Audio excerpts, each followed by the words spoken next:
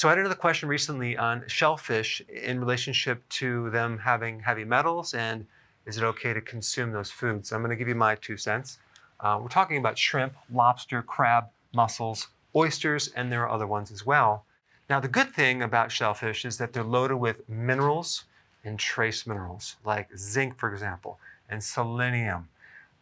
And they also have a good amount of omega-3 fatty acids, and they're very high quality sources of protein. So that's the positive. The negative is that they do come with a package, heavy metals, cadmium, mercury, even lead, okay? So for that reason, I would recommend not consuming them as often. I would say once per week. If you're pregnant, don't consume them at all. And get your trace minerals from an organic sea kelp harvested from a very healthy part of the world. Wild caught is usually better than farm raised. However, just because something is wild caught doesn't mean it doesn't have heavy metals as well. But overall, wild caught is just higher quality. Now, here's the good thing about shellfish. It has selenium. Selenium helps to detoxify mercury and other heavy metals because this is involved in certain enzymes in your body that actually protect you against heavy metals. So that's good.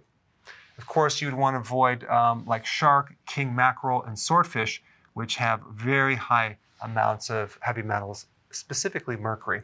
And when you buy shellfish, you want to find out where it comes from. So on the label, okay, you're going to see something that says country of origin, labeling, or cool, and it's going to tell you where it's from. However, if it's frozen, there's going to be 2 labels.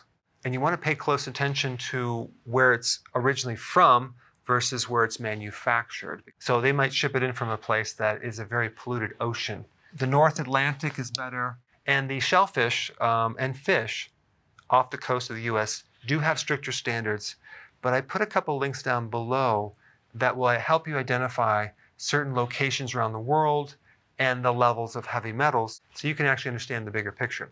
Anyway, thanks for watching, and I'll see you in the next video. Hey, if you're liking this content, please subscribe now, and I will actually keep you updated on future videos.